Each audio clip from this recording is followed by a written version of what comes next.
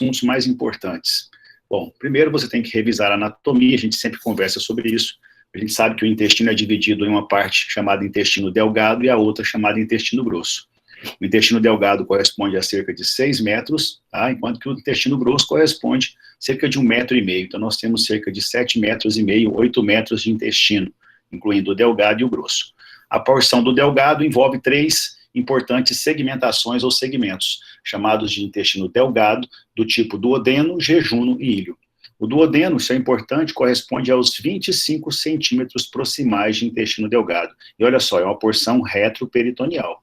Então, se o paciente tiver uma úlcera duodenal, uma úlcera gástrica duodenal, se essa perfuração ocorrer no duodeno, todo esse conteúdo que está dentro do duodeno vai cair na porção retroperitoneal. E o paciente vai desenvolver uma dor muito mais dorsal, né, chamada retroperitonite. Talvez o abdômen dele ainda não fique duro, em tábua, que é típico de uma peritonite. Tá? Já o intestino delgado, a sua porção jejum e ilho, são peritoneais. Então, uma perfuração no jejum e uma perfuração no ilho, o conteúdo intestinal vai cair no peritônio. Aí o paciente começa a desenvolver um quadro de peritonite, e essa peritonite vai apresentar para os senhores e para as senhoras de um modo de abdômen em tábua. Quando você for palpar o abdômen do paciente, ele está rígido, doloroso, tá? Isso significa peritonite. E essa peritonite pode estar ocorrendo por uma perfuração no jejum ou no ilho, porque o duodeno são os 25 centímetros proximais do intestino delgado, uma porção retroperitoneal. Tá? Assim como o pâncreas também é retroperitoneal, tá? Assim como o rim também é retroperitoneal, tá? Existem estruturas orgânicas que são retroperitoneais. Tá? Muito bem. O intestino grosso, tá? A partir da válvula iliocecal, tá? Você tem aí o intestino grosso. Ele se divide na porção lá inicial dele, chamada ceco, aí vem o colo ascendente, flexura hepática, cólon transverso, flexura esplênica, descendente, sigmoide, reto, linha pectínea e ânus. Isso faz parte do intestino grosso, que corresponde a cerca de 1,5 metro do nosso intestino, uma porção mais distal, além da válvula iliocecal, até a linha pectínea ali, proximamente ao ânus, tá? Lembrando também que existe uma diferença histológica entre o intestino delgado, que apresenta aqui as suas vilosidades e as suas criptas, e aqui o intestino grosso, que apresenta muito mais criptas. Aqui você não encontra vilosidades no intestino grosso. Mas mesmo no intestino delgado e no intestino grosso, existe uma interessante similaridade. Existe aqui a porção chamada mucosa, tá? E aqui a submucosa. Tá? A circular interna, a longitudinal externa e a serosa são semelhantes para o intestino delgado e para o intestino grosso. Ou seja, o que vai realmente mudar, tá? Arquiteturalmente, estruturalmente, o intestino delgado do intestino grosso é praticamente a sua mucosa absortiva. Na mucosa absortiva do intestino delgado, você encontra vilosidades, enquanto que na mucosa do intestino grosso você encontra as chamadas criptas de Lieberkühn. Não é verdade? Aqui a lâmina própria, aqui também tem uma lâmina própria, tá? E logo abaixo você tem aqui a muscular da mucosa, e aí vem a submucosa. Abaixo da submucosa você tem as camadas musculares, a circular interna, a longitudinal externa, e aí vem a última camada, que é a serosa. Por que é importante você conhecer, por exemplo, essas diferenças histológicas? Porque, pasme você, se você for encontrar uma criança com vermes e parasitas, uma criança com doença celíaca, esses vermes e parasitas vão agredir essas vilosidades. A doença celíaca, que é uma hipersensibilidade a um componente do glúten chamado gliadina, vai agredir essas vilosidades. Então, tanto vermes parasitas, como também algumas hipersensibilidades, vão agredir as vilosidades do intestino delgado.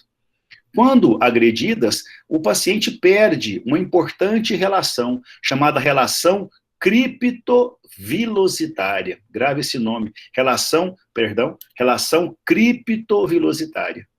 O que quer dizer isso? Quer dizer que o comprimento da vilosidade é 3 vezes maior do que a profundidade da cripta. Essa relação criptovilositária de 3 para 1, ou seja, a vilosidade é 3 vezes mais comprida do que a profundidade de uma cripta, é a nossa relação criptovilositária habitual, fisiológica, histológica, que permite uma absorção adequada de nutrientes. Quando o paciente tem qualquer tipo de afecção ou moléstia, seja ela química, física ou biológica, por exemplo, vermes e parasitas, por exemplo, uma hipersensibilidade a um componente do glúten, como a doença celíaca, ele perde essa relação criptovilositária. Por quê? Porque os vermes, parasitas, porque uma reação de hipersensibilidade destrói essas vilosidades. E aí ele perde, em vez de ter uma relação criptovilositária de 3:1, ele acaba tendo uma relação criptovilositária de 1:1. Por quê? Porque pela destruição da vilosidade, ela acaba perdendo, tá, esse seu comprimento. Em vez de 3 vezes o tamanho da profundidade da cripta, ela acaba tendo praticamente o mesmo comprimento da profundidade da cripta. E o paciente com essa perda da relação criptovilositária, seja por vermes, parasitas ou por uma hipersensibilidade, ele também perde a sua capacidade absortiva. Ele acaba apresentando um conjunto de sinais e sintomas relacionados com a má absorção. Isso chama-se síndrome de má absorção. Uma das principais causas de síndrome de má absorção são as infecções por vermes e parasitas, ou a chamada doença celíaca. Agora, qual é a patogênese? Tanto vermes e parasitas quanto a doença celíaca destroem as vilosidades do intestino delgado, destruindo a chamada relação criptovilositária, que normalmente é de 3:1, e na vigência dessas doenças acaba se tornando 1:1. E o paciente perde a capacidade absortiva. Ele fica com uma má absorção, e isso causa sinais e sintomas, como desnutrição, tá? Como alterações do crescimento de uma criança, tá? Como alteração na constituição das fezes. Isso faz parte de um quadro clínico, de uma síndrome chamada síndrome de má absorção. Tá? Já aqui, quando o paciente tem destruição, ou ele tem uma colite, tá? Isso aqui é uma enterite, aqui é uma colite. Quando ele desenvolve uma colite inflamatória ou infecciosa, ele também tem dificuldades absortivas. Só que o intestino grosso absorve muito mais água e sais minerais. Então, uma colite vai trazer uma alteração também de má absorção. Só que a consequência dessa má absorção é muito mais relacionada com quadros de desidratação e distúrbio hidroeletrolítico.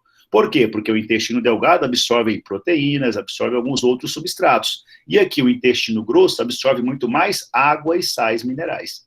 Tanto distúrbios no intestino delgado quanto no intestino grosso vão levar a quadros de síndrome de má absorção. Só que a apresentação clínica é diferente. Por quê? Porque os conteúdos que são absorvidos no intestino delgado são diferentes dos conteúdos absorvidos no intestino grosso.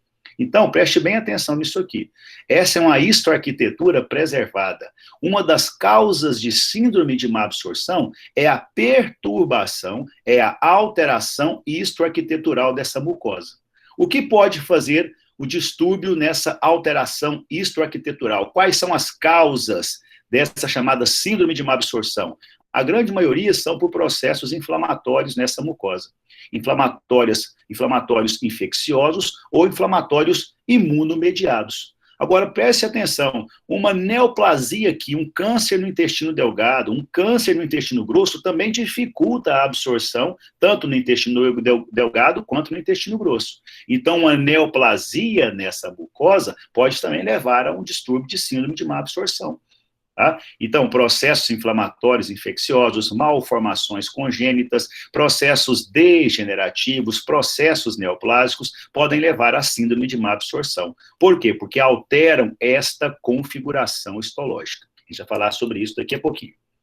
Essa pergunta está para vocês na prova. Eu sempre gosto de falar para o aluno, olha, estude sempre acompanhando os grupos nosológicos. Tá? Então, pergunto para vocês, quais são os principais distúrbios do desenvolvimento intestinal? Alterações que acontecem na fase da organogênese, lá na 8ª semana de gestação. Tá? Uma das principais alterações do desenvolvimento que envolve os intestinos, tá, são duplicações do intestino delgado e grosso. A criança nasce com duplicação ou do intestino delgado ou do intestino grosso. Tá? E essas duplicações, elas podem ser compatíveis ou incompatíveis com a vida. Depende da intensidade dessa duplicação. Tá? O paciente pode desenvolver uma dificuldade em fazer uma rotação adequada do seu intestino durante o período embrionário. Normalmente, o apêndice cecal se desenvolve anteriormente E durante o desenvolvimento intestinal, ele vai rodando para a direita, até se posicionar na fossa ilíaca direita. Uma criancinha pode sofrer má rotação durante o período embrionário. E às vezes o diagnóstico dela é dado pela presença do apêndice cecal fora da fossa ilíaca direita. Tá? Então isso aqui também é uma importante alteração do desenvolvimento no intestino das crianças, a má rotação durante o período embrionário.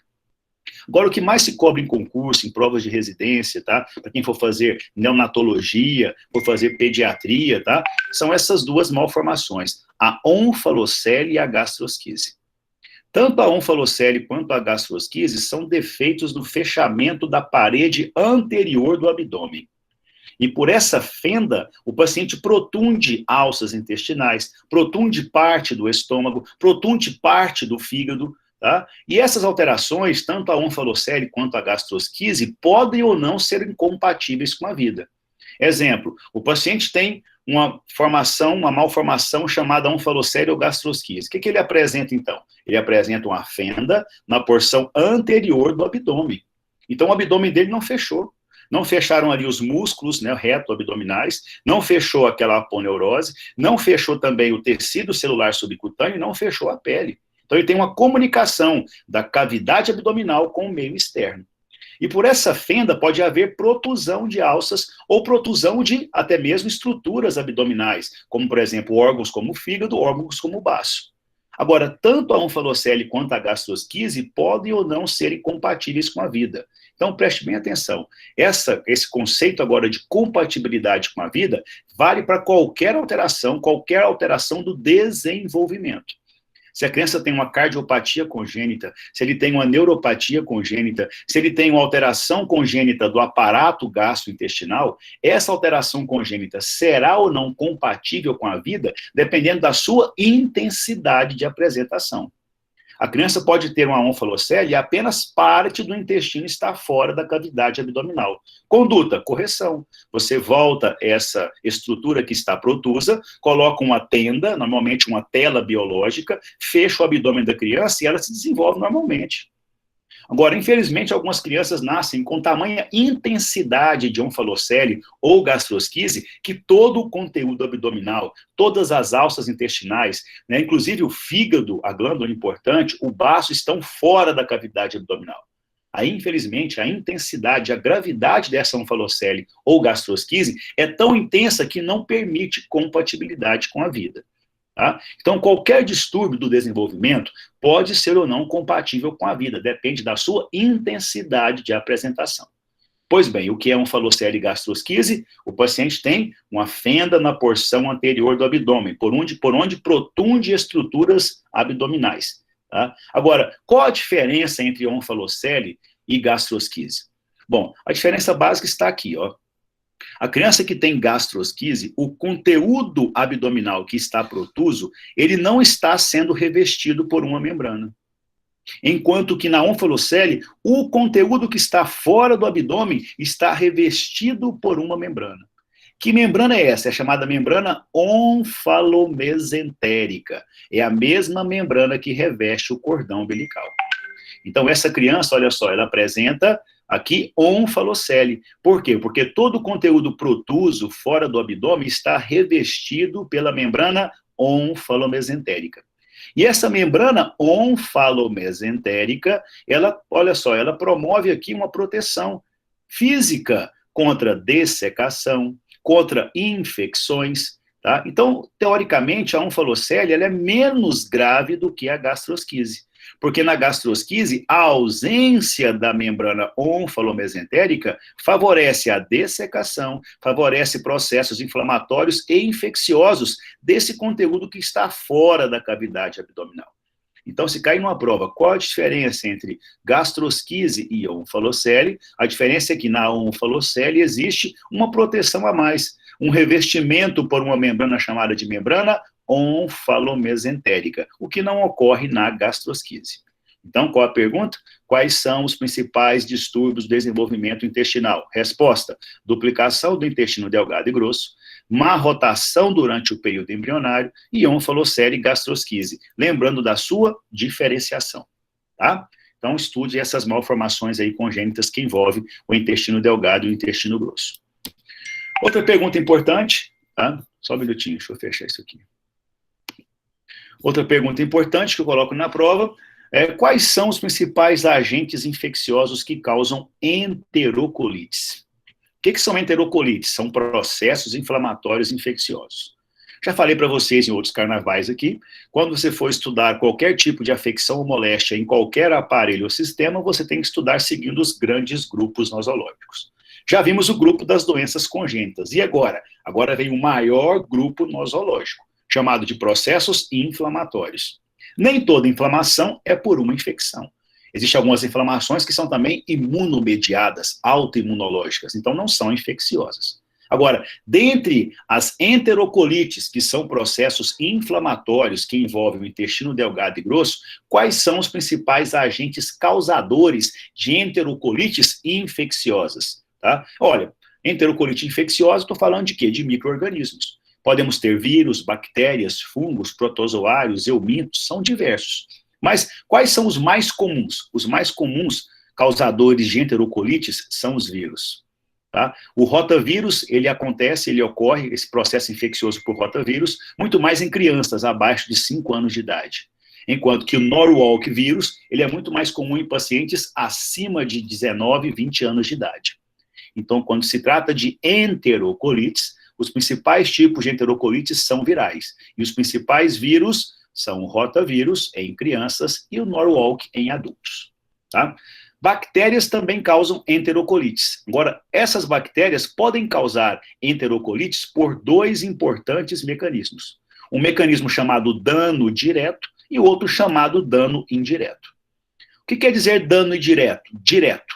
O direto quer dizer efeito citopático, tá? Ou seja, aquele micro-organismo, ele encosta a parede da sua membrana com a parede do enterócito e destrói aquela célulazinha mais importante que reveste o intestino delgado e grosso, chamado de enterócito. Então, quando o micro-organismo, essa bactéria, ela adentra o nosso intestino, delgado ou grosso, e ela encosta a sua parede na parede do enterócito e a destrói, isso é chamado de dano direto. A bactéria agride diretamente o enterócito. Tá? Quem faz isso? Salmonella typhi, principalmente o Campylobacter, algumas formas de Shigella e de E. coli invasiva. Agora, o que quer dizer dano indireto? É quando essa bactéria adentra o nosso intestino e produz enterotoxinas. Quando ela produz enterotoxinas, o que vai destruir, o que vai alterar a configuração daquela mucosa é a ação de endotoxinas ou de enterotoxinas. Quem faz isso? Streptococcus e Staphylococcus enteritis. Então, as bactérias têm uma particularidade. Elas acabam causando danos no nosso intestino por 2 mecanismos, ou pelo dano direto, efeito citopático, ou pelo dano indireto por meio da produção de enterotoxinas. Professor, mas somente vírus e bactérias causam enterocolites? Claro que não. Olha só, protozoários como Giardia lamblia, tá? Cryptosporium de parvum, tá? Entamoeba histolítica, isso é questão de prova de residência, eu já fiz uma prova uma vez que caiu uma questão seguinte: quais são os principais agentes infecciosos que causam enterocolites em pacientes HIV positivos com contagem de CD4 abaixo de 200? Eu lembro dessa pergunta porque eu errei, tá? Não sabia qual era a resposta, porque era um rodapé de livro. A resposta era Cryptosporidium parvum e Isospora belli. São os agentes infecciosos que causam, né, enterocolites em pacientes HIV positivos, com contagem de CD4 abaixo de 200. Tá? Quais são os micro-organismos? Cryptosporidium parvum e Isospora belli. Tá? São formas de protozoários, tá? Giardia lamblia, Entamoeba histolítica, são alguns protozoários que também causam colites ou enterocolites infecciosas. Percebam que até mesmo o Mycobacterium, tá? Olha só, o Mycobacterium bovis, principalmente, ele é capaz de causar tuberculose intestinal. Você vai perguntar, professor, como o paciente adquire tuberculose intestinal? 2 são as principais formas, ou por disseminação hematogênica, ou seja, o paciente tem tuberculose pulmonar, e às vezes essa cavidade, tá, entra em contato com o brônquio, aí a secreção cheia de micobactéria cai no brônquio, ele traz esse escarro até a boca, né, vem até a boca e ele engole. Tá? Quando ele deglute esse material, tá? Esse escarro está cheio de micobactérias, passa pelo esôfago, passa pelo estômago, chega até o intestino e lá o micobactério infecta a parede intestinal, causando tuberculose intestinal. Tá? Essa disseminação foi por quê? Por meio do escarro. Tá? Agora, por via hematogênica, é quando a cavidade se estende um pouquinho mais no pulmão, atinge um vaso sanguíneo. Aí a micobactéria, ela cai na corrente sanguínea. Ela pode agora atingir qualquer porção do organismo. E ela pode também, infelizmente, ocasionar ali, né, pode chegar até o intestino e ocasionar ali um processo infeccioso também. Então, a micobactéria pode chegar até o intestino ou por uma cavitação que levou secreção até a boca do paciente, ele deglutiu. Pode ser por via hematogênica, uma cavitação atingiu um vaso e a micobactéria caiu na corrente sanguínea, ou talvez uma forma mais simples, o paciente ingere um leite contaminado.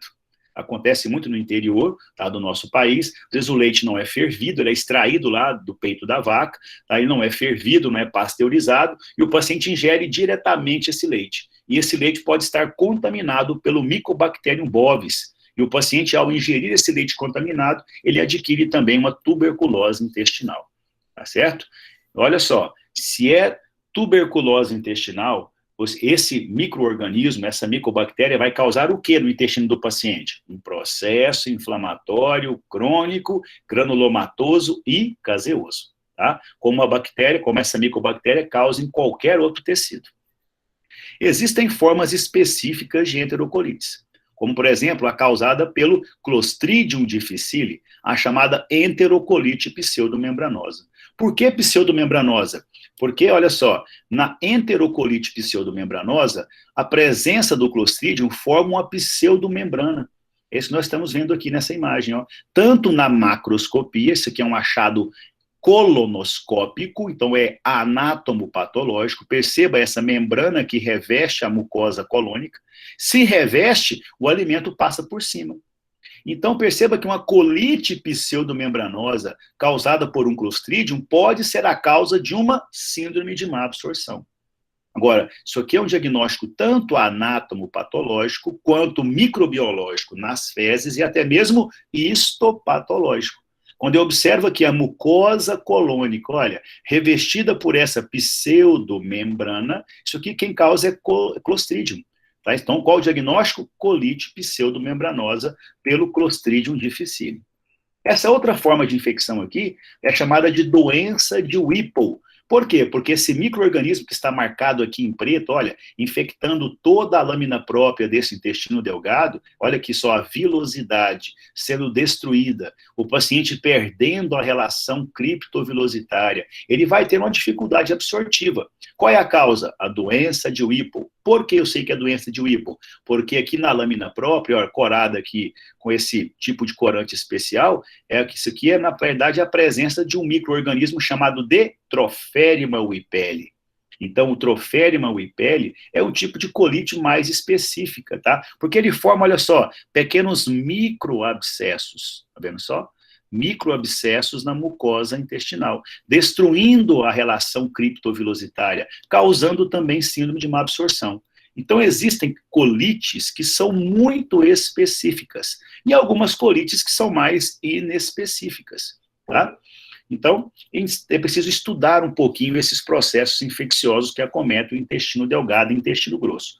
Você vai me perguntar, professor, mas na prática clínica, eu vou atender mais casos de quê? Você vai atender mais casos de enterocolite viral, ou por rotavírus em criança, ou outros vírus. Lembrando que o coronavírus é um tipo de enterovírus, tá? Tanto é que os pacientes que têm infecção pelo SARS-CoV-2, ele acaba tendo também um processo de dor abdominal, um quadro clínico de dor abdominal e diarreia, tá? Por ele ser também um enterovírus, e o Norwalk vírus mais em adultos, tá? Principais causas de enterocolites, disparados os vírus, depois bactérias, e aí vem alguns organismos mais raros, mais específicos, como a micobacteriose, Mycobacterium bovis, protozoários como Giardia lambia, muito comum em crianças, entamoeba histolítica também em crianças, tá?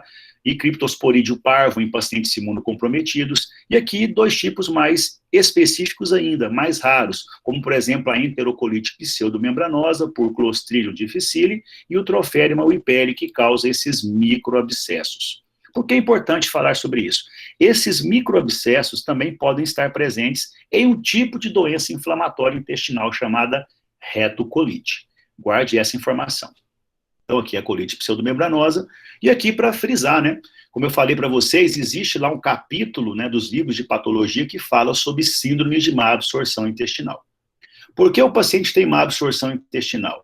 Ele pode ter má absorção por uma hepatopatia. Ora, se ele tem uma doença hepática crônica, se ele tem, por exemplo, hepatite crônica, se ele tem cirrose, se ele tem colangite esclerosante primária, se ele tem cirrose biliar primária, se ele tem uma doença hepática que causa insuficiência hepática, tá? Ele tem dificuldade de produzir bile. Então, se ele não produz bile, ele não vai emulsificar gorduras no intestino. Ele vai ter esteatorreia, ele vai ter uma dificuldade de absorver essa gordura. Isso é um tipo de síndrome de má absorção causada por uma hepatopatia crônica. Outro tipo de doença que pode levar também a síndrome de má absorção, que não é intestinal, é a chamada doença pancreática crônica. Um paciente com pancreatite crônica, ele tem dificuldade também de secretar ali, olha, as suas enzimas pré-ativadas, produzidas pelas suas células centroacinares, né? O pâncreas exócrino produz enzimas que são segregadas lá no intestino delgado, pelo ducto principal ou de Wirsung, e também pelo ducto secundário de Santorini. Por meio desses ductos, ele joga enzimas lá no duodeno, na ampola de Vater, no esfíncter de Oddi. Mas se o paciente tem pancreatite crônica, e aquele pâncreas é praticamente, né, ocupado por fibrose, ele não tem mais ali células exócrinas para produzir uma quantidade adequada de enzima. Ora, se ele tem pancreatite crônica, ele tem insuficiência pancreática.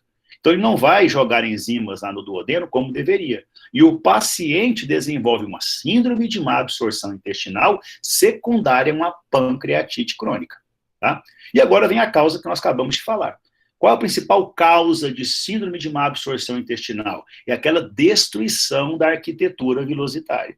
A perda da relação criptovilositária que está aqui, ó. Veja só, o paciente aqui, ó, tem uma relação criptovilositária relativamente preservada, olha, de 2,5 para 1, tá? Aqui praticamente de 3 para 1, tá? Mas olha só, nessa vilosidade ela se rompeu, aqui ela se perdeu, a relação criptovilositária é quase que de 1 para 1. Então, esse paciente perdeu a relação criptovilositária. Perceba que na lâmina própria está cheio de pontinhos pretos. Que pontinhos pretos são esses? São células leucocitárias, tá? São linfócitos, normalmente linfócitos CD4, tá? Então, esse paciente, ele perdeu a relação criptovilositária. Então, essa é a patogenia de uma síndrome de má absorção intestinal. A perda da relação criptovilositária, a destruição da histoarquitetura intestinal, da sua mucosa, ele perde a sua mucosa absortiva. Agora, o que pode causar isso? Depende muito do local onde ele vive, depende muito da faixa etária desse paciente. As principais causas de síndrome de má absorção intestinal, principalmente em crianças, em adultos jovens, são as causas infecciosas, com infecções por vermes e parasitas, principalmente em países subdesenvolvidos. Já em países desenvolvidos, tá, onde a incidência de doenças infecciosas é muito baixa, a principal causa de síndrome de má absorção é a doença celíaca. Pessoal, eu preciso saber isso? Isso despenca em prova, principalmente em prova de residência. Eles perguntam, o que é doença celíaca? É uma hipersensibilidade a um componente do glúten chamado gliadina. Essa resposta aqui, ó, gliadina, já vi em algumas provas de residência. Qual é o componente do glúten ao qual o paciente desenvolve reação de hipersensibilidade, desenvolvendo doença celíaca e síndrome de má absorção intestinal? A resposta era gliadina. Portanto, quando você for estudar síndrome de má absorção intestinal, atente-se para as duas mais importantes causas. As causas infecciosas por vermes e parasitas em países subdesenvolvidos. São crianças que têm distúrbio do desenvolvimento, que o senhor pediatra, a senhora pediatra, vai acompanhar no cartão da criança. Essa criança pode estar tendo dificuldades de desenvolvimento, porque ela apresenta uma síndrome de má absorção. E a causa pode ser uma simples infecção por vermes e parasitas. E assim que tratada, a criança reestabelece a sua mucosa, volta a absorver e volta a crescer habitualmente. Agora, se ela mora em países um pouco mais desenvolvidos, em áreas mais industrializadas, provavelmente a causa dessa síndrome de má absorção é uma doença celíaca. E o que é doença celíaca? É uma hipersensibilidade a um componente do glúten chamado gliadina. E essa é a apresentação histológica, tanto da doença celíaca, quanto de uma infecção por vermes e parasitas. Ah, mas se for por vermes e parasitas, qual a diferença? Eu vou encontrar, provavelmente, o verme e o parasita aqui, ó, na mucosa, e eu vou encontrar também o verme e parasita lá, positivando o exame parasitológico das fezes. Tá? Muito bem.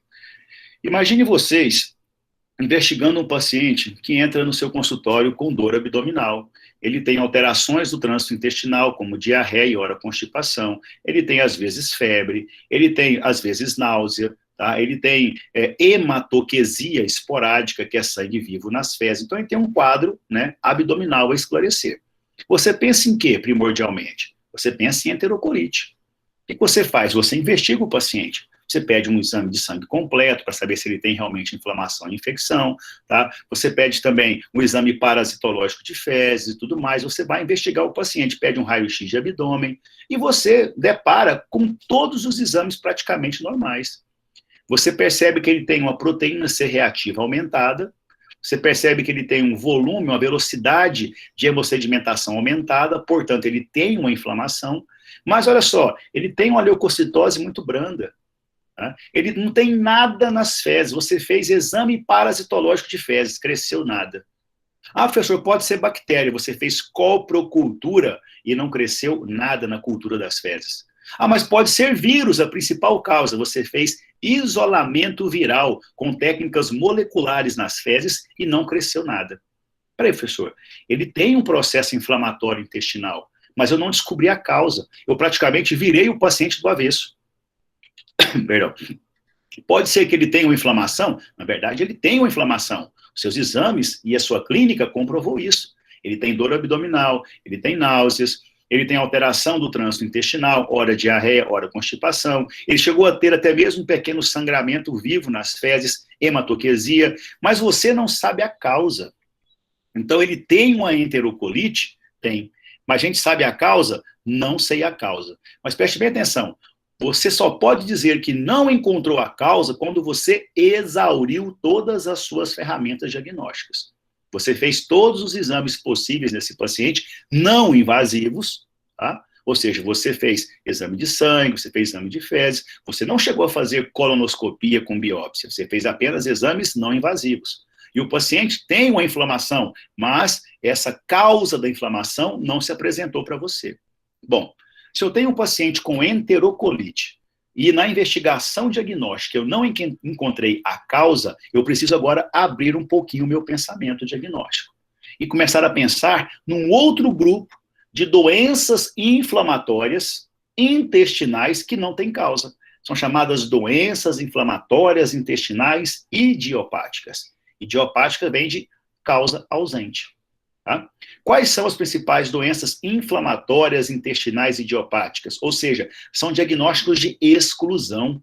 Eu não penso nesses diagnósticos de primeira monta, de primeiro pensamento diagnóstico. Eu penso nas causas mais comuns, vírus, bactérias, fungos, protozoários, eumintos, tá? Causas mais específicas, Clostridium, Troférima. Investiguei o paciente como um todo e não achei a causa. Então, pode ser que ele tenha uma doença inflamatória e não tenha causa. Quais são os principais tipos de doenças inflamatórias intestinais idiopáticas? São a doença de Crohn e a retocolite ulcerativa. Tá? Isso está lá no livro de patologia também. São diagnósticos de exclusão. Então, dentro das enterocolites, nós temos as infecciosas e as não infecciosas. Dentre as não infecciosas, temos a doença celíaca, temos a doença de Crohn e temos a retocolite ulcerativa. Só que a doença celíaca, eu sei qual é a causa. É uma hipersensibilidade a um componente do glúten. Se eu cortar o glúten, o paciente recupera o seu intestino. Mas, se não é doença celíaca, se não é infecção nenhuma, eu tenho que pensar no diagnóstico provável de doença inflamatória intestinal idiopática. Quais são os principais protótipos? A doença de Crohn e a retocolite. Para saber esses diagnósticos, para conhecer esses diagnósticos, eu preciso diferenciar a doença de Crohn de retocolite. Isso é também questão de prova. Quais são as diferenças entre doença de Crohn e retocolite? Bom, primeiro elas têm uma igualdade, elas têm uma semelhança, porque elas não têm causa. Então, elas estão no mesmo grupo das doenças inflamatórias intestinais idiopáticas. O que as difere? O que difere doença de Crohn de retocolite? Bom, primeira coisa, a área, a topografia de acometimento. A doença de Crohn, ela pode acometer desde a boca até o ânus. Então, o paciente pode ter uma estomatite e ser doença de Crohn. Você está investigando, às vezes, uma outra causa de estomatite, viral, bacteriana, mas não é. Pode ser doença de Crohn se apresentando na boca. Ele pode ter uma esofagite por doença de Crohn. Ele pode ter uma gastrite por doença de Crohn. Ele pode ter uma enterocolite por doença de Crohn. E ele pode apresentar uma fístula anal e pode ser doença de Crohn. Então, a primeira coisa que diferencia doença de Crohn de retocolite é que a doença de Crohn acomete todo o trato gastrointestinal. Pode acometer todo o trato gastrointestinal, desde a boca até o ânus. Qual o local preferencial de acometimento da doença de Crohn? O ilho. Então, às vezes, você vai encontrar lá no livro chamando a doença de Crohn de ileite terminal crônica. Tá? Então, preste bem atenção, a doença de Crohn acomete todo o trato gastrointestinal. Pode acometer todo o trato gastrointestinal, desde a boca até o ânus. E a retocolite? Como o próprio nome diz, a retocolite acomete o reto e o cólon. Olha que interessante, apenas o reto e o cólon. A retocolite não ultrapassa a válvula ileocecal. Tá? Você não vai encontrar, por exemplo, uma ileite por retocolite. Você não vai encontrar uma jejunite ou jejuíte por retocolite. Você não vai encontrar uma duodenite por retocolite. Jamais. A retocolite, ela está restrita ao reto e ao colo. Então, essa é a primeira diferença entre doença de Crohn e retocolite. Enquanto a doença de Crohn pode acometer todo o trato gastrointestinal, a retocolite só acomete o reto e o colo. Segunda importante diferença entre doença de Crohn e retocolite. A doença de Crohn, ela é uma inflamação transmural. Então, ela acomete desde a mucosa, passando pela submucosa, camadas musculares e serosa. Olha só que interessante. A doença de Crohn tem uma inflamação transmural. Ela acomete desde a mucosa até a serosa. Então, ela acomete toda a parede do intestino. Enquanto que a retocolite, a inflamação ela é superficial apenas e contínua. Olha que interessante.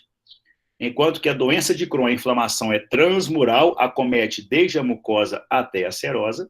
A retocolite, a inflamação, ela é superficial e contínua, acometendo a mucosa e, às vezes, a submucosa. Então, essa é a segunda diferença. Enquanto na doença de Crohn, a inflamação ela é transmural, na retocolite, a inflamação ela é superficial e contínua. Terceira diferença, mais importante do ponto de vista histopatológico. Se eu biopsiar uma lesão intestinal causada pela doença de Crohn, eu vou encontrar que tipo de resposta inflamatória? Uma resposta inflamatória crônica, granulomatosa, não caseosa. Tá? E se eu biopsiar um paciente com retocolite, eu vou encontrar uma inflamação superficial contínua com presença de microabscessos. Tá? Então, cuidado com essas diferenças na prova. Eu sempre pedi um quadro comparativo quando as aulas eram presenciais. Elabore um quadro comparativo entre doença de Crohn e retocolite, porque eu já vi alguns concursos pedindo esse quadro comparativo. Então, vamos elaborar agora.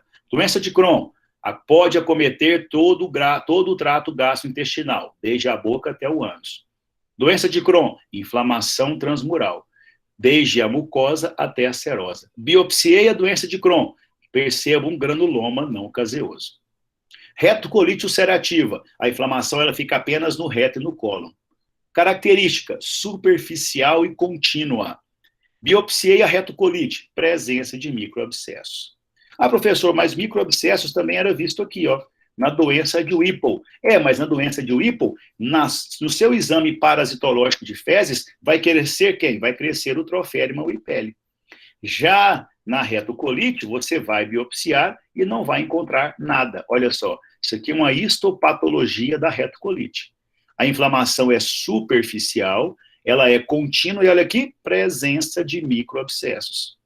E o exame parasitológico de fezes do paciente? Negativo.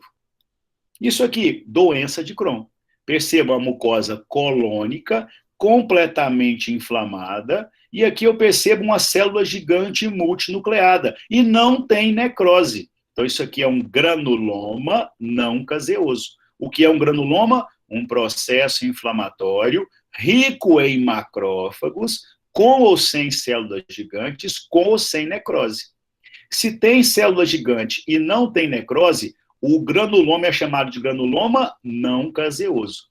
Arthur, mas se tivesse necrose, meu amigo, minha amiga, o granuloma seria caseoso, e eu não pensaria em doença de Crohn, pensaria em tuberculose intestinal. Tá? Então, quais são as principais alterações inflamatórias que eu encontro no intestino delgado e grosso? As enterocolites.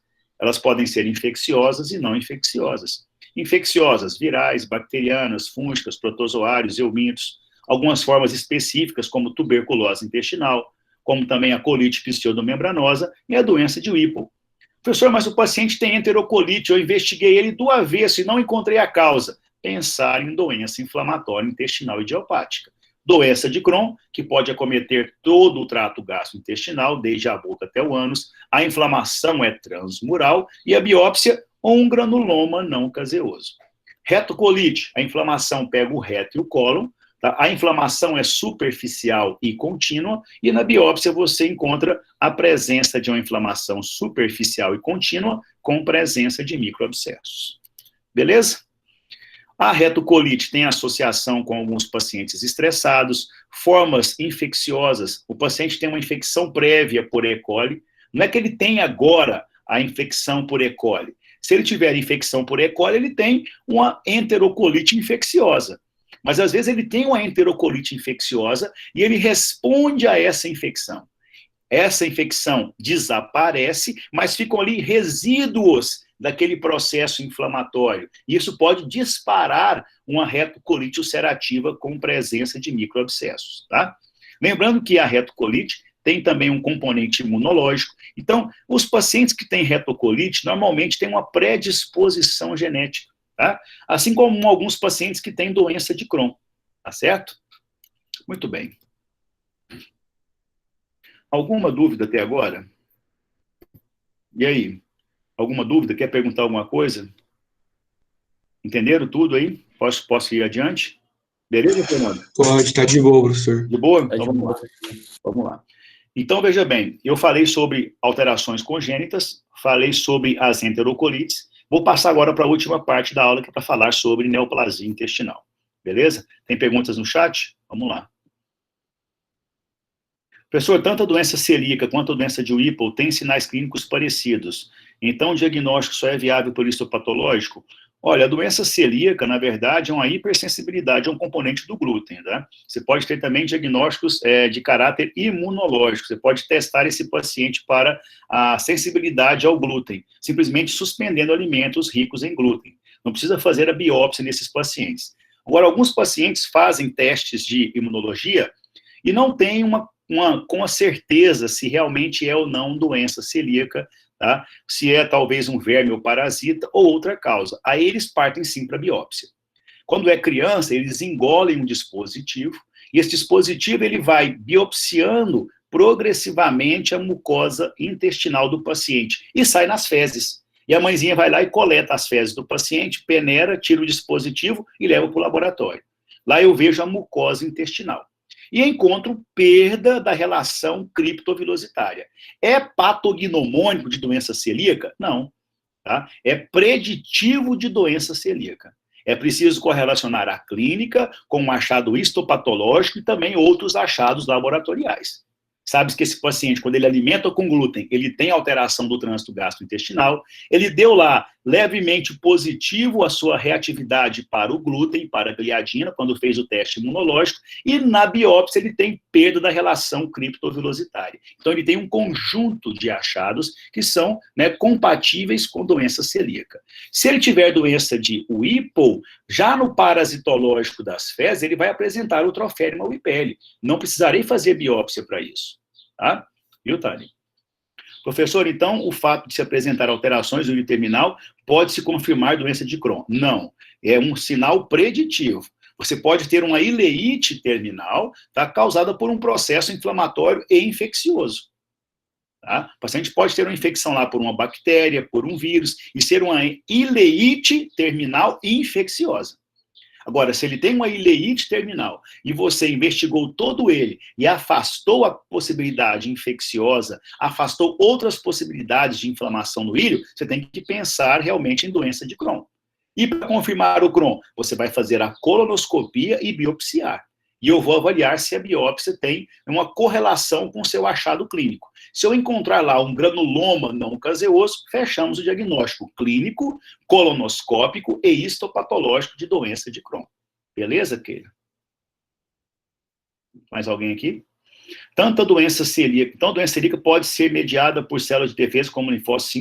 Sim, senhora, Tânia. A pergunta da Tânia, a doença celíaca, então, pode ser mediada por células de defesa como linfócitos e a pessoa pode correr o risco de ter linfoma intestinal? Existe sim essa possibilidade. Tá? Os processos inflamatórios crônicos, tá, em qualquer órgão, aparelho ou sistema, criam um ambiente para o surgimento de neoplasia. E essas doenças imunomediadas, principalmente no intestino delgado, onde eu encontro as placas de Peyer, podem favorecer a mutação em um leucócito presente na placa de Peyer e ali desenvolver um processo proliferativo, um linfoma extranodal intestinal. Muito bem. Beleza. Vamos então ver essas neoplasias aí para a gente encerrar. Interessante essa parte. Tá? Ela é breve, mas ela é muito interessante. Primeira coisa, quando você for estudar tumores intestinais, neoplasias intestinais, existe uma máxima muito interessante. Tá? As neoplasias, chamadas neoplasias da mucosa, preste bem atenção, neoplasias da mucosa, tá? E a mucosa intestinal, ela é uma mucosa glandular ou não glandular? Ela é uma mucosa glandular. Então, esses pacientes podem desenvolver neoplasias benignas glandulares na sua mucosa ou neoplasias malignas glandulares na sua mucosa intestinal. Qual é o nome que se dá a uma neoplasia epitelial glandular? Benigna, adenoma. Uma neoplasia epitelial glandular maligna, adenocarcinoma. Então, os adenomas, tá, que são neoplasias benignas da mucosa, do intestino, e o adenocarcinoma, que é uma neoplasia maligna da mucosa intestinal, são muito mais comuns no intestino grosso. Olha que interessante. Os adenomas e os adenocarcinomas são mais comuns no intestino grosso. Já as neoplasias de parede, neoplasia de músculo, por exemplo, leiomioma, neoplasia de gordura, exemplo, lipoma, neoplasia de vaso, hemangioma, neoplasias, como vocês mesmos falaram, de leucócitos, os linfomas, são neoplasias de parede. São neoplasias ali, olha, da submucosa, neoplasias do músculo, neoplasias dos leucócitos que estão ali na placa de Peyer, são muito mais comuns no intestino delgado.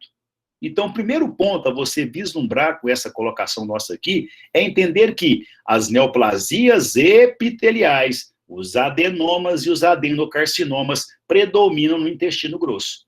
E as neoplasias de parede, chamadas de neoplasias estromais, tá? Cujo sufixo para benignidade é oma e o sufixo para malignidade é sarcoma, exemplo, leiomiosarcoma, neoplasia maligna de músculo liso, hemangiosarcoma, neoplasia maligna de vaso, tá? O que mais? Liposarcoma, neoplasia maligna de tecido adiposo, tudo isso predomina no intestino delgado.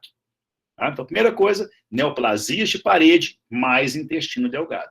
Neoplasias da mucosa, muito mais no intestino grosso. Ah, professor, eu li um artigo de um adenocarcinoma no intestino delgado. Olha só, virou artigo. Por quê? Porque é raro. Ah, eu vi um artigo de um linfoma no intestino grosso. Olha, virou artigo. Por quê? Porque é raro. Tá? Quer dizer, então, que jamais vou encontrar adenocarcinoma no intestino delgado? Falso. Jamais vou encontrar um sarcoma no intestino grosso? Falso. Estou dizendo para você o seguinte, existe uma prevalência, existe uma incidência maior de neoplasias da mucosa, adenomas e adenocarcinomas no intestino grosso. E neoplasias de parede no intestino delgado. Beleza? Dito isso, preste bem atenção. Quando se trata de adenomas, adenocarcinomas, tá? No intestino grosso, essas neoplasias da mucosa normalmente se apresentam sob a forma de pólipos intestinais. Então, um pólipo intestinal preocupa. Um pólipo no cólon preocupa mais ainda. Porque ele pode ser o quê? A apresentação de uma neoplasia maligna. Ou pode ser apenas um pólipo indolente que jamais vai se transformar em algo neoplásico. Então, preste bem atenção. Estou falando agora das neoplasias que envolvem o cólon. Tá? Os adenomas e os adenocarcinomas normalmente se apresentam na macroscopia por meio de pólipos. Agora, o que é um pólipo, professor? Pólipo, na verdade, é uma elevação arredondada ou ovalada acima da superfície de qualquer mucosa. Então, o pólipo pode ser um pólipo céssio ou pode ser um pólipo pediculado. O que é um pólipo pediculado? É um pólipo que tem pedículo. Deixa eu mostrar para vocês aqui. Esse é um pólipo pediculado. Olha só o pedículo.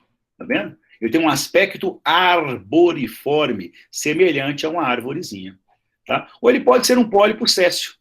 Olha só um pólipo céssio aqui. Tá vendo aqui? Ele não tem pedículo. Ele parece muito mais uma graminha, olha, revestindo essa mucosa intestinal. Então, os pólipos podem ser, de acordo com a sua apresentação macroscópica, podem ser sésseis ou podem ser pediculados. Mas percebam que o pólipo é uma lesão sobreelevada acima da superfície de qualquer mucosa. Vou classificá-lo macroscopicamente. Ele pode ser céssio ou pode ser pediculado. Ele pode ser um pólipo único ou pode ser pólipos múltiplos. Eles podem ter a superfície externa lisa ou a superfície externa irregular.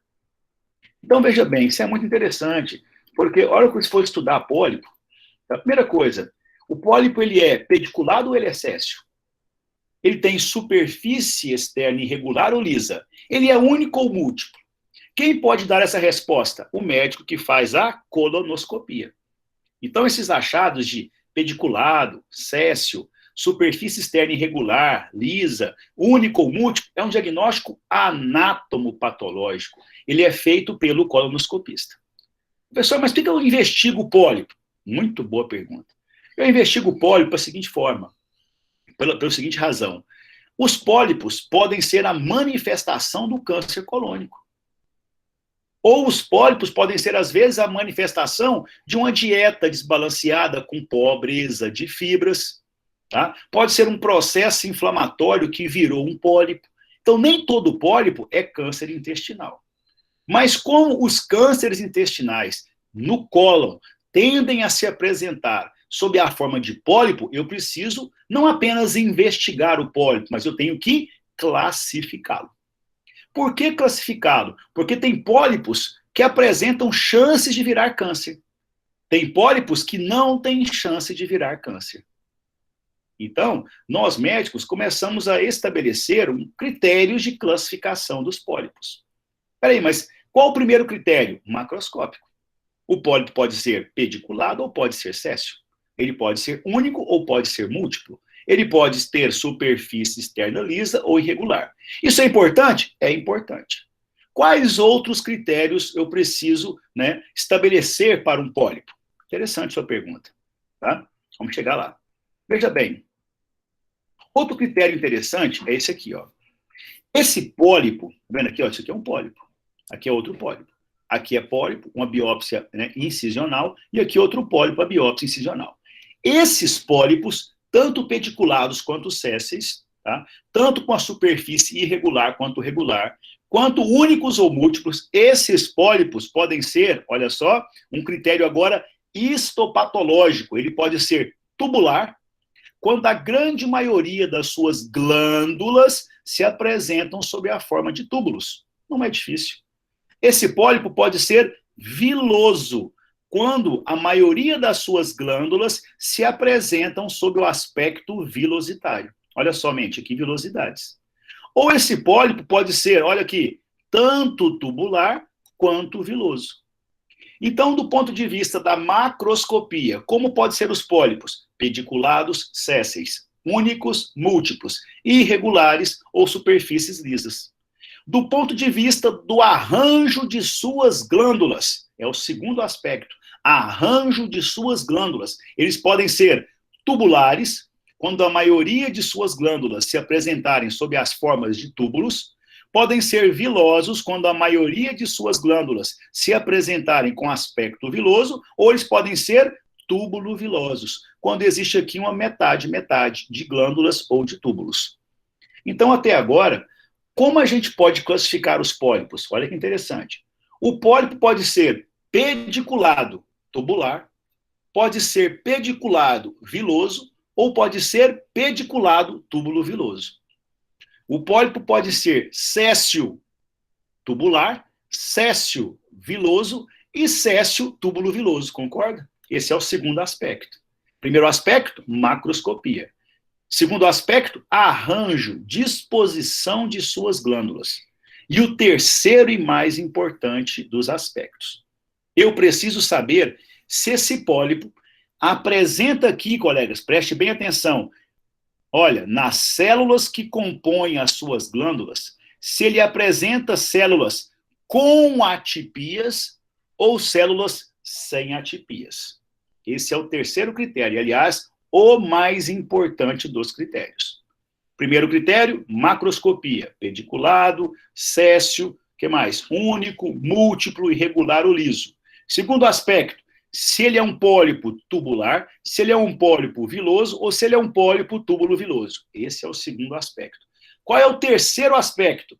Se as suas células que compõem os túbulos ou as células que compõem as vilosidades, se elas têm ou não mutações, se elas têm ou não atipias.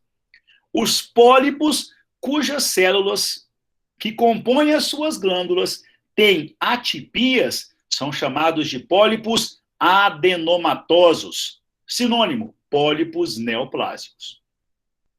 Os pólipos cujas células que compõem as suas glândulas, se não apresentarem atipias, são chamados de pólipos não adenomatosos. Sinônimos, pólipos não neoplásicos. Então, de novo, hein?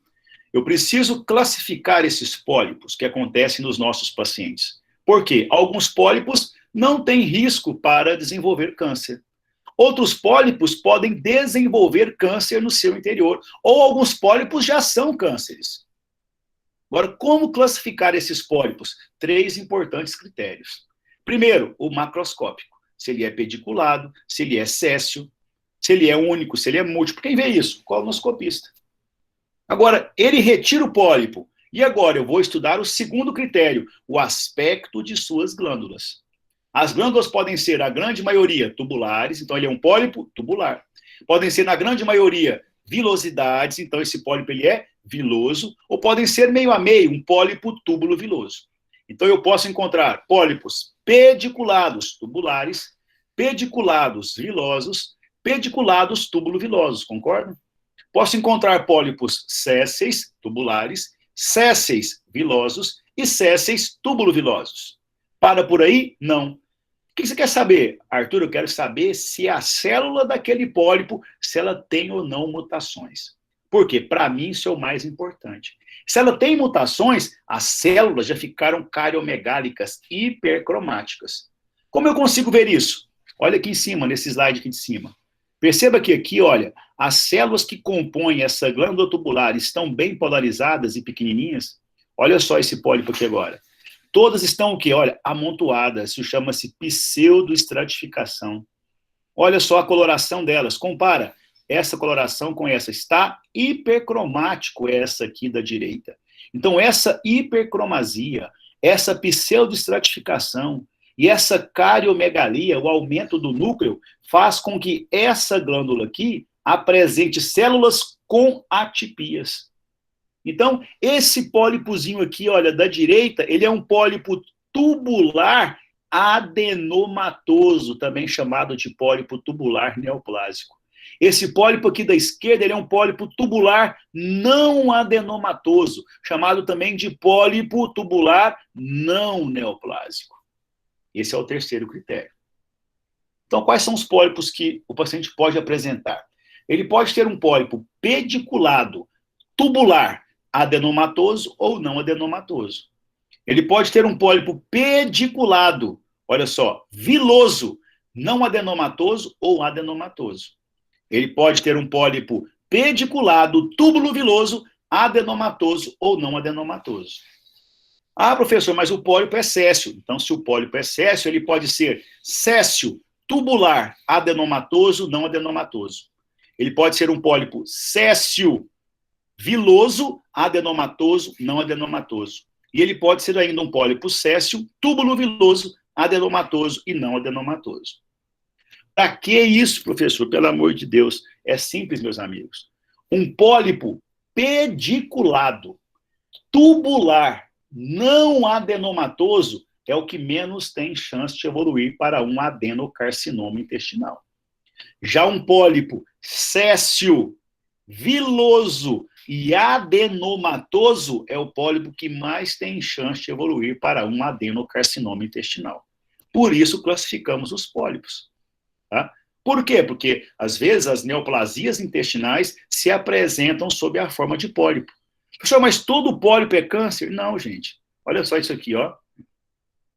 Esse é um pólipo único, tá vendo aqui, olha? Único, tá? E pediculado. Com as glândulas, a sua grande maioria no aspecto tubular. Então, ele é um pólipo pediculado, tubular, e aqui não tem atipia, ó. Então, ele é um pólipo único, pediculado, tubular e não adenomatoso. Isso aqui não tem risco de evoluir para um adenocarcinoma, ele é chamado de pólipo hiperplásico. Tá? Outro pólipo também aqui, olha, que não tem risco. Normalmente é um pólipo de Peutz-Jeghers. É um pólipo que pode ser encontrado no estômago, no colo, no intestino delgado, tá? É um pólipo chamado de pólipo amartomatoso, sem atipias. Tá? Olha aqui outro pólipo também, é um pólipo não adenomatoso, um pólipo chamado de pólipo juvenil ou pólipo de retenção, que ocorre em crianças, que ocorre em adultos jovens, tá?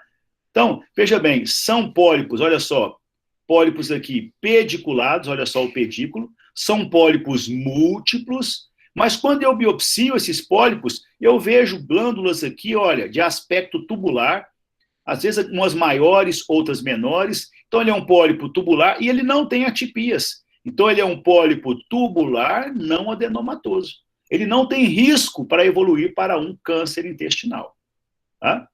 Então, eu preciso diferenciar esses pólipos, se eles são pólipos. Olha, esse aqui é diferente. Veja só, ambos são pólipos tubulares. Professor, ele é pediculado, ele é céssio? Eu não sei. Eu não estou vendo o pólipo. Eu estou vendo apenas a biópsia, o histopatológico desse pólipo. Então, alguns tipos de critérios são microscópicos, como, por exemplo, o aspecto das suas glândulas e se ele tem ou não atipias. Agora, se ele tem pedículo, se ele não tem pedículo, olha, isso aí é aspecto macroscópico. Nesse caso, avaliando apenas a microscopia, esse é um pólipo tubular adenomatoso. E esse é um pólipo tubular não adenomatoso. Por que adenomatoso? Porque tem atipia, olha, tem mutações, tem cariomegalia, hipercromatismo e pseudoestratificação. Esse aqui, olha, as células são bem polarizadas, olha, glândulas bem formadas. Então, isso aqui tem aspecto normal. Então, isso aqui é um pólipo não adenomatoso, não tem atipias. Mais uma vez, um pólipo viloso. Muito bem, professor, ele é viloso, mas ele é o quê? Ele é tubular? Ele é, o que mais? Ele é vilositário? Olha, para saber se ele é viloso aqui, eu tenho que olhar a microscopia. Para saber se ele é adenomatoso, eu tenho que olhar a microscopia. O que eu posso dizer apenas olhando para essa peça aqui numa prova? Que eu estou diante de um pólipo céssio. Nada mais. Para saber se ele é viloso, eu preciso ver a microscopia. Para saber se ele é adenomatoso, eu tenho que sim ver a microscopia, mais ainda olhando o aspecto celular. Tá? Aí, quando eu olho a microscopia, fica mais fácil. Perceba que esse pólipo aqui, olha, ele é um pólipo muito mais tubular, cheio de células cariomegálicas e com hipercromatismo. Então, isso aqui é um adenoma tubular. Ah, mas ele é pediculado ou céssio? Não sei. Eu sei que ele é um adenoma tubular, ou seja, ele é um pólipo tubular adenomatoso. E aqui, ele é um pólipo viloso, cheio de atipias. Olha, então ele é um pólipo viloso e adenomatoso. Saber se ele é pediculado, se ele é céssio, é apenas aspecto macroscópico. Tá? Olha aí. Pessoal, mas então como eu faço para conduzir esse paciente? Eu preciso biopsiar esse pólipo. Tá? Biopsiar o pólipo. Mas como eu faço nesse caso? Eu biopsio parte, uma biópsia incisional, ou eu retiro o pólipo como um todo? Eu faço retirada como um todo. Isso chama-se polipectomia. A biópsia tem que ser excisional. Mas eu não posso tirar só uma partezinha aqui? Não pode. Por quê? Veja só esse pólipo. No aspecto que ele é o quê? Olha só, pediculado. Mas se a biópsia fosse feita aqui, o diagnóstico seria de um pólipo pediculado, túbulo viloso, sem atipias, portanto, não adenomatoso. Se eu biopsiar somente essa parte aqui, olha, qual o diagnóstico para ele? É um pólipo pediculado, túbulo viloso e adenomatoso. Tem atipias. Ah, mas se eu biopsiar aqui? Se você biopsiar aqui, perceba que não existe mais glândulas aqui bem formadas, nem vilosidades e nem glândulas tubulares. Na verdade, existe uma maçaroca de células aqui, olha, uma proliferação completamente, né, disforme. E olha só, invadindo o pedículo. Se tem invasão, isso aqui só tem um diagnóstico, isso aqui chama-se adenocarcinoma intestinal. Então, se o médico resolver fazer a biópsia de parte desse pólipo, ele pode ter vários diagnósticos. Se ele retira todo o pólipo, o único diagnóstico que o paciente tem aqui é o de adenocarcinoma intestinal. Tá? Ah, mas e nesse caso, como eu faço a biópsia? Nesse caso aqui não tem como. Você tem que retirar todo o segmento intestinal e encaminhar para análise. Você está diante de uma condição hereditária e familiar, chamada de FAP, familial adenomatosis poliposes. Do português, polipose adenomatosa familiar. Esse paciente ele tem uma mutação no cromossoma 5 no braço longo do locus 21. E ele acaba desenvolvendo mais de 100 pólipos no seu intestino antes dos 20 anos de idade. Normalmente, esses pacientes têm câncer intestinal aquém dos 35 anos de idade. Tá? Isso aqui é uma condição hereditária autossômica dominante, chamada de polipose intestinal familiar, tá? Onde os pacientes acabam desenvolvendo o câncer intestinal muito jovens. Pessoal, mas e os pacientes que têm câncer intestinal e são idosos? Nesse caso, ele não tem uma predisposição genética. Os fatores ambientais, uma péssima alimentação, foi causando alterações na sua mucosa intestinal. E lá aos 80 anos, ele desenvolveu um único pólipo ou dois que tem câncer intestinal. Isso chama-se neoplasia esporádica. É a mais comum. A mais rara é essa chamada neoplasia familiar, onde o paciente tem predisposição familiar a desenvolver o câncer intestinal. Tá? E aqui, para a gente encerrar, saindo um pouquinho já das neoplasias, né? Olha só, isso aqui é uma formação de bolsa em fundo cego. Olha assim, a luz intestinal e aqui, olha, um divertículo. Então, não se esqueçam que ao estudar também patologia intestinal, além de neoplasias, inflamações e infecções, eu preciso também entender o que é um divertículo, que é uma bolsa em fundo cego, que se origina no trato alimentar. Tá? Esses divertículos podem ser falsos ou verdadeiros. Lá no esôfago, eles eram falsos. Aqui no intestino, eles são verdadeiros. Por quê? Porque quando você os examina, eles apresentam todas as suas camadas, desde a sua mucosa até a sua serosa. Esse é o divertículo de Meckel, tá? Que ocorre na falha da involução do ducto vitelino, que une a luz do intestino no saco vitelino. Então, a persistência do ducto onfalomesentérico pode formar também em alguns pacientes esse divertículo famoso, chamado divertículo de Meckel, uma formação de bolsa em fundo cego. Tá? Muito bem. Aqui, a complicação de um divertículo chamado de diverticulite. Esses divertículos podem perfurar e podem causar peritonite. Tá? O paciente, então, além de divertículo, pode desenvolver diverticulite, ou diverticulose, quando ele tem mais de 100 divertículos no seu intestino. Aqui exemplos das peças que nós temos no Museu de Patologia da Unig, ó. Isso aqui é um intestino delgado com um linfoma intestinal. Perceba que o linfoma está na parede e não está na mucosa.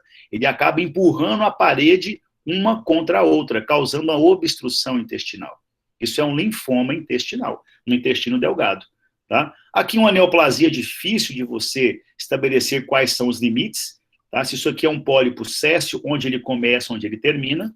Tá? Aqui, mais uma vez, um pólipo céssio, olha, um pólipo céssio na mucosa intestinal. Então, os pólipos advêm da mucosa e não da parede. Isso aqui é uma proliferação das células da mucosa, um aspecto céssio de um pólipo. Professor, mas ele é tubular? Ele é viloso? Não dá para saber se você não biopsiar. Ele é adenomatoso, não adenomatoso? Não dá para saber se você não biopsiar. Isso aqui é apenas achado macroscópico.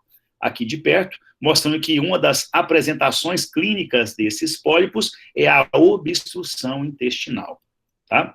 Percebam que, né, retiraram esse intestino com uma margem muito grande, então provavelmente é um pólipo céssio, adenomatoso, com áreas já de adenocarcinoma intestinal. Tanto é que, olha, a margem aqui, olha, distal foi grande, a margem proximal também foi grande. Tá? É importante também estudar a margem profunda, porque pode ser que a neoplasia saia da mucosa, chegue até a serose e atinja outra alça intestinal. E aqui um pólipo pediculado. Ah, professor, pólipo pediculado é um pólipo benigno. Às vezes não. Ele pode ser um pólipo de aparência pediculada, e ele o é, mas eu preciso biopsiar para saber se ele é viloso, para saber se ele é tubular, e para saber principalmente se ele é adenomatoso ou não adenomatoso. E pelo tipo de cirurgia, isso aqui já é um adenocarcinoma intestinal se manifestando sob a forma de pólipo pediculado. Perceba o tamanho das, olha só, a distância das margens cirúrgicas. Isso aqui é uma cirurgia para neoplasia intestinal, uma colectomia com margens livres, preservando apenas a área, né, que não tem neoplasia lá no paciente. Como toda neoplasia, para terminar agora, ela merece um estadiamento, olha. Um T, todo T refere-se à profundidade da neoplasia. Quanto maior a profundidade, maior a invasão, maior o T. Tá? Aqui nós temos um estágio diferente, chamado de estadiamento de Dux, que leva em consideração o T, o N e o M. Tá? Mas veja bem, Dux, ele considera estágios A, estágios B1, B2, C1 e C2, e o estágio D. Tá? Agora, para você fazer um estágio, você usa a profundidade da neoplasia, que é o T, você usa se realmente tem linfonodos comprometidos, que é o N, e você usa se tem ou não metástase à distância, que é o M. Através do TNM, você faz uma escala de Dux. Tá? Dux A quer dizer que ele não tem metástase à distância, não tem comprometimento linfonodal, e a neoplasia, o T, penetrou até a submucosa. Esse, então, é um estágio Dux A. Um Dux B2, ele não tem comprometimento de linfonodos, então ele é um N0, não tem metástase, então ele é um M0, mas o T é um T4, porque ele infiltra até a serosa. Tá? Já o C1, ele é um paciente que não tem metástase, então ele é um M0, ele é um N1, porque ele tem comprometimento linfonodal, e ele é um T3, porque ele vai até onde? Até a muscular, né, da parede desse intestino. E através do TNM você vai fazendo ou o estadiamento de Dux, tá? E também tem o chamado estadiamento de Astler-Koller, que envolve também, olha só aqui, o TNM. Aqui está o TNM, ó. Quanto maior o T, perceba, T0, não tem evidência de tumor. T4, perfuração do peritônio, olha só, vísceras intestinais invadindo estruturas e órgãos adjacentes. T2, invade até a muscular própria. Então, quanto maior o T, maior a infiltração da neoplasia. O N serve para comprometimento de linfonodos, N0 não comprometeu linfonodos, N1 até 3 linfonodos regionais, N2 mais de 4 linfonodos comprometidos. E o M vale para a metástase, tá? Então você usa o TNM para fazer o estadiamento de Astler-Koller ou mesmo de Dux, ou os dois modificados. Bacana? Era isso que eu tinha para falar para vocês, meus colegas. Vocês estão aí ainda? Ou já fugiram? Professor, esse estadiamento é feito só com histopatológico ou tem que usar exame de imagem? Perfeitamente. Mais uma vez, acho que você fez essa pergunta também na aula passada. Todo estadiamento precisa ser utilizado, o histopatológico junto com o imaginológico e também os aspectos clínicos do paciente. Para eu saber se ele tem metástase no fígado, metástase para pulmão, eu preciso fazer o exame de imagem. Normalmente eles usam o PET scan, tá? Para fazer todo esse escaneamento do paciente. Agora, já durante a cirurgia, na colectomia, o paciente já retira-se dele os linfonodos, para eu ter uma ideia sobre o N. Então, quando chega a peça para mim no laboratório, normalmente o paciente tem uma clínica de neoplasia, né? Ele tem lá um pólipo intestinal a ser investigado. Ele faz a colonoscopia e o médico colonoscopista diz se ele é pediculado, se ele é sério, se ele é único, se ele é múltiplo, e ele biopsia. Chegando no laboratório, eu faço o quê? Vejo a biópsia que ele fez, examino o pólipo. Se tem câncer ali, daí já tento fazer o estadiamento do T, tá? Mas eu preciso o quê agora? Dos linfonodos. Então, ele tem que agora operar o paciente. O paciente tem um diagnóstico na biópsia de câncer, de adenocarcinoma intestinal. E agora, colectomia. Quando ele faz colectomia, ele esvazia os linfonodos. Chega para mim, então, a peça com os linfonodos.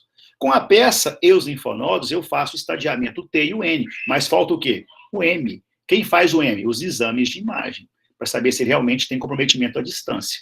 Tá? E juntos, tanto o aspecto colonoscópico clínico, quanto histopatológico e imaginológico, fazemos o estadiamento do paciente para fechar para ele o tratamento. Você vai fazer apenas colectomia ou você vai fazer colectomia com quimioterapia adjuvante.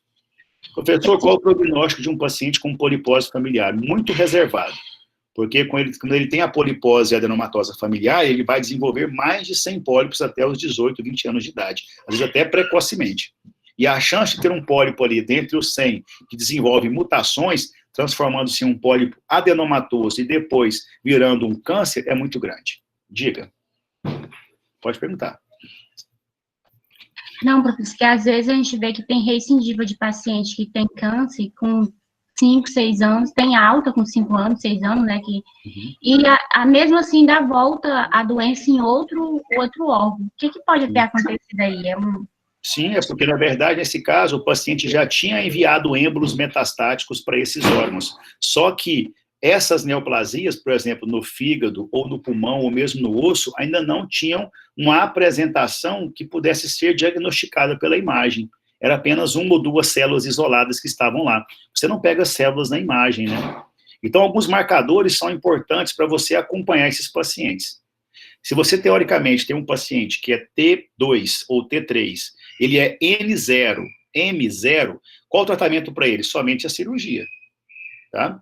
Mas, às vezes, você examinou ali 15 linfonodos, mas um linfonodo, o 16º, não veio para mim, ficou lá no paciente. E estava com uma célulazinha lá. Isso pode acontecer. Mas a colectomia foi bem feita? Foi bem feita. Retirou-se. Ou pior, às vezes ali, ao penetrar ali, olha, essa neoplasia, esse T3, ele atingiu um vaso sanguíneo e mandou esse êmbolo para a corrente sanguínea. E os linfonodos todos negativos. E agora? O paciente retirou o câncer, fez a cirurgia. Mas a célulazinha que estava ali no sangue parou lá no osso, parou lá no fígado. E fizemos o estadiamento. Ao fazer a imagem, não tinha ainda lesão. Né? Mas aí, 5 anos depois, 5 anos de proliferação daquela célula lá no fígado, agora quando eu faço a imagem, eu encontro uma lesãozinha lá. Aí eu faço a biópsia e eu vejo que é um adenocarcinoma com aspectos muito mais intestinais. Qual que é a história do paciente? Não, ele operou de câncer intestinal. Ah, então aquilo é uma metástase. Infelizmente, isso pode acontecer. Tá? Essa é a sua pergunta, Tânia, existem algumas limitações dos nossos métodos diagnósticos. Tá? Agora, o que eles estão fazendo? Existe, por exemplo, um biomarcador para o câncer intestinal, chamado CEA, antígeno cársino embrionário. Existe um outro marcador também, chamado CA19-9. Quando o paciente começa a desenvolver uma neoplasia colônica, ele começa a produzir pelas suas células mutadas, pelas células atípicas, o antígeno cársino embrionário e também o CA19-9. Então, quando eu doso o soro dele, quando ele está com a neoplasia, tanto o CEA quanto o CA19-9 estão altos. Aí eu faço, então, a colectomia, retiro o câncer. Os níveis de CEA abaixam e de CA19-9 também abaixam. Eu tirei o câncer do paciente. Então, com o tempo, o CA19-9 e o CEA vão diminuindo. E eu vou rastreando o paciente. Cada ano ele vem aqui no meu consultório e eu vou dosar o CEA e dosar o CA199. 5 anos depois, eu vejo agora uma curva de crescimento do CEA, uma curva de crescimento do CA199. O que isso pode indicar? Que ele apresenta agora, né, um crescimento de uma neoplasia colônica em outro órgão. É sinal de metástase. Então, eles estão usando os biomarcadores para fazer um acompanhamento, um screening desse paciente pós-tratamento cirúrgico. Tá? Mais alguém? Obrigada.